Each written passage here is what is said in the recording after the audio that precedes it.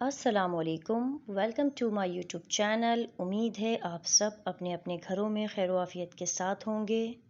आज मैं बनाने जा रही हूँ ढाबों पे मिलने वाली चना दाल फ्राई। ये वही चना दाल फ्राई है जो आप ढाबों पे खाते हैं। ढाबे का मज़ा आप घर में ले सकते हैं। तो चलिए स्टार्ट करते हैं हमारी आज की रेसिपी। बिस्मिल्लाहिर्रहमानिर्रहीम। 2 कप मैंने ली है चने की दाल, जिसे मैंने अच्छी तरह से धो लिया है। अब मैं इसे 4 घंटे के लिए भिगो दूँगी। ये देखें 4 घंटे हो चुके हैं। दाल साइज़ में इंक्रीज़ हो गई है, डबल हो चुकी है तकरीबन। चना दाल फ्राई बनाने के लिए हमें दाल को उबालना है। दाल उबालने से पहले हम उसमें कुछ इंग्रेडिएंट्स शामिल करेंगे जो कुछ इस तरह से हैं। प्याज मैंने ली है 2 खाने के चम्मच, जिससे मैंने ग्रेट कर लिया था। अदरक लहसुन मैंने लिए हैं 1 खाने का चम्मच, जिसे मैंने बारीक बारीक चॉप कर लिया था। तेज़पात मैंने लिया है 1 अदद। दालचीनी की स्टिक 1 इंच के करीब है। दाल क्योंकि भीग चुकी है इसलिए ज़्यादा टाइम नहीं लेगी। इसे हमें 15 से 20 मिनट में उबाल लेना है। पानी मैं इसमें शामिल कर रही हूँ 2 कप के करीब। आप अपनी ज़रूरत के मुताबिक पानी इसमें शामिल कर सकते हैं। दाल को मैंने उबलने के लिए रख दिया है। मैंने इसमें डाला है नमक आधा चाय का चम्मच। नमक हमें इसमें ज़्यादा शामिल नहीं करना है। हल्दी मैंने ली है आधा चाय का चम्मच। तमाम मसाले दाल में शामिल कर दिए हैं। दाल को ढककर उबलने के लिए रख देंगे। 15 से 20 मिनट में हमारी जो दाल है वो गलकर रेडी हो जाएगी। बहुत ज़्यादा हमें इसे गलाना नहीं है। दाल को हमें बहुत ज़्यादा नहीं गलाना है, वरना दाल फ्राई हमारी खिली खिली नहीं बनेगी। ये आप चेक कर सकते हैं। बस हमें इतनी ही गली हुई दाल चाहिए। दाल को छानकर दाल अलग कर लीजिए, पानी अलग कर लीजिए, लेकिन ये पानी अभी फेंकना नहीं है। मैं आगे बताऊंगी इसका क्या करना है। अब मैं ले रही हूँ एक पैन। उसमें मैंने शामिल किया है तेल 1 कप के करीब। प्याज मैंने ली है 1 कप, जिसे मैंने बारीक बारीक चॉप कर लिया था। प्याज हमारी फ्राई हो रही है।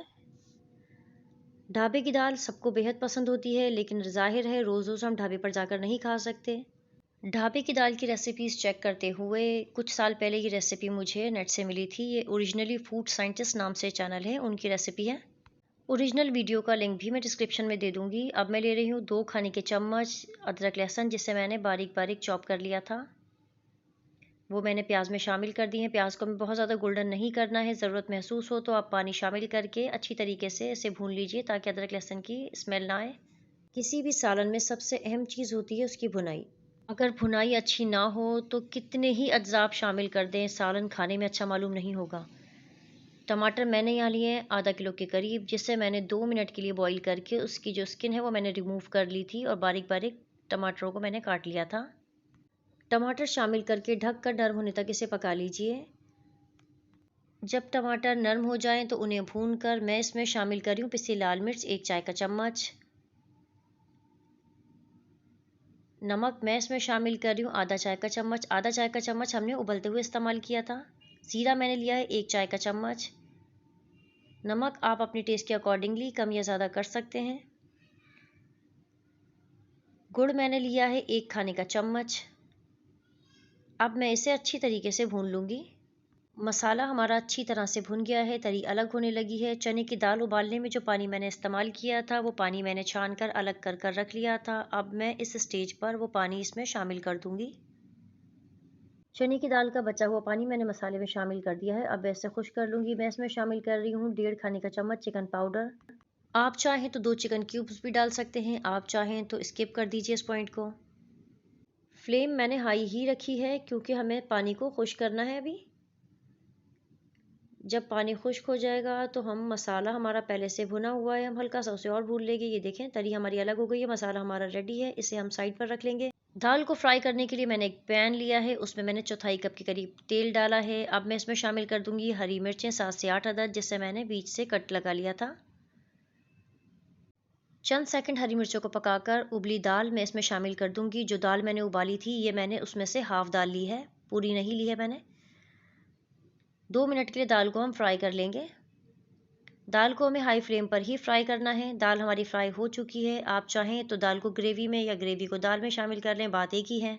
जो ग्रेवी मैंने तैयार की थी उसमें से भी मैंने हाफ ग्रेवी ही ली है। अब ग्रेवी के साथ हम दाल को अच्छी तरह से मिक्स कर लेंगे और हाई फ्लेम पर हमें इसे पका लेना है।